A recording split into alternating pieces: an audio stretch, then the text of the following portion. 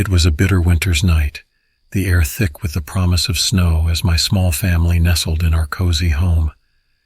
The Christmas tree stood tall, adorned with sparkling lights and memories of holidays past.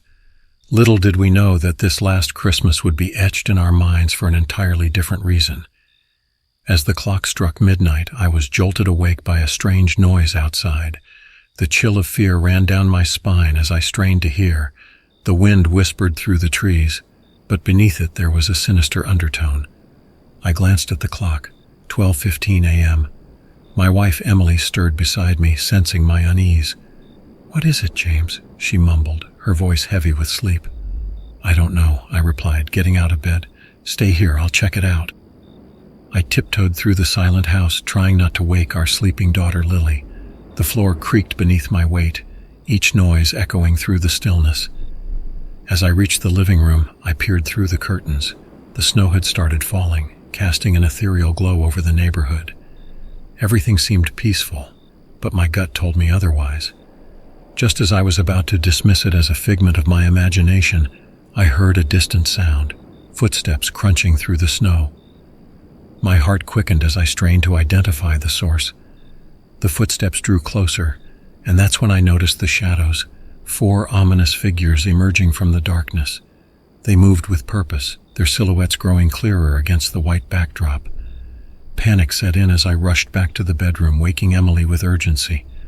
"We need to hide," I whispered, my voice shaky. "There are people outside." She shot up, fear in her eyes, and we both scrambled to gather Lily from her slumber. The 3 of us huddled in the closet, the darkness enveloping us as we clung to each other. The footsteps outside grew louder, now accompanied by hushed whispers. I strained my ears to catch any clues about their intentions. Were they burglars, thrill-seekers, or something far more sinister? Minutes felt like hours as we waited in the suffocating darkness. Then a sudden crash shattered the silence. The intruders had broken into our home. My heart pounded in my chest, drowning out the sounds of their footsteps approaching our hiding spot. Emily clutched Lily tightly, her eyes pleading for reassurance. I pressed a finger to my lips, silently urging them to stay quiet. The closet door creaked open, revealing the menacing figures bathed in the eerie glow of the moonlight. Their faces were obscured by masks, their eyes devoid of humanity. One of them grinned maliciously as they scanned the room, their gaze lingering on the Christmas tree, a stark contrast to the horror that unfolded. I felt a cold sweat forming on my forehead as they began to ransack the house. The atmosphere grew tense, the air thick with the scent of fear. Every breath seemed deafening in the confined space, and I prayed that they wouldn't find us. But luck wasn't on our side. The leader, a tall and imposing figure, locked eyes with me. A sinister smile played on his lips as he approached the closet. I held my breath, my body trembling as he yanked the door open. "What do we have here?" he sneered. Time stood still as the intruders dragged us into the living room, their intentions becoming clear. It wasn't just a robbery, it was something far more sinister. They reveled in the terror they inflicted, relishing the control they had over our lives. The night unfolded into a nightmare, a harrowing dance between survival and despair. The intruders toyed with us, each passing moment a reminder of our vulnerability. As the snow continued to fall outside, it painted a serene scene that starkly contrasted the horrors within. Amid the chaos, I clung to my love for my family, the desperate determination to shield them from harm. The hours stretched on, each more torturous than the last. And as the first light of dawn kissed the horizon, we emerged from that night, forever changed by the chilling events of last Christmas. The dawn brought a feeble light that revealed the aftermath of our home turned upside down. Shattered ornaments lay scattered around the Christmas tree, the once warm and inviting glow now replaced by a cold and haunting ambiance.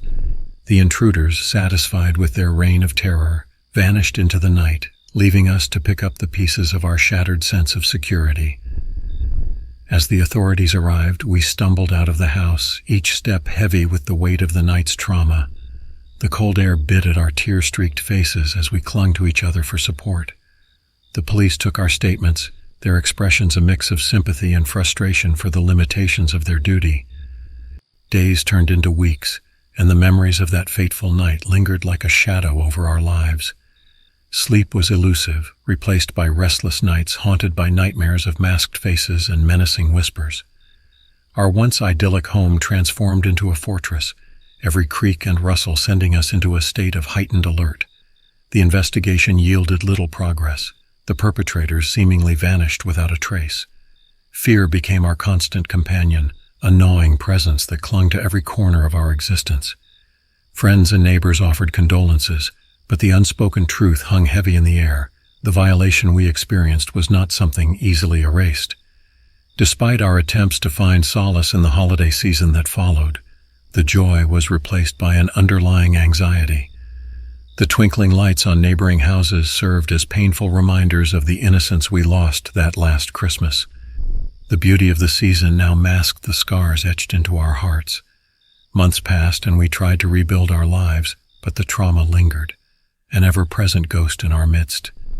The house, once a haven, bore the scars of that night, broken windows replaced but the shattered sense of security irreparable. Lily, once carefree and innocent, now bore a quiet solemnity that no child should ever know.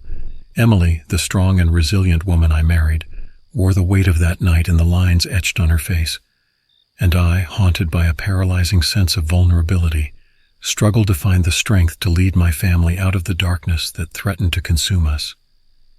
Then, one cold winter night, as Christmas lights adorned the streets again, a knock echoed through our door. The familiar dread gripped my heart as I cautiously approached, my eyes meeting those of the police officer standing on our doorstep. His grave expression shifted into one of resolve as he informed us of a breakthrough in the case. The news brought a mix of relief and trepidation. We were asked to identify the suspects from a lineup, a daunting task that forced us to confront the demons we thought we had left behind. The courtroom became the stage for the final act of this dark chapter, the truth unfolding in the harsh light of justice. As the gavel struck and the perpetrators were led away in handcuffs, a sense of closure washed over us. The nightmare was finally over, and we could begin the process of rebuilding our shattered lives. Yet even as we took hesitant steps towards healing, the scars of that last Christmas would forever be etched into our souls, a chilling reminder of the fragility of the peace we once took for granted.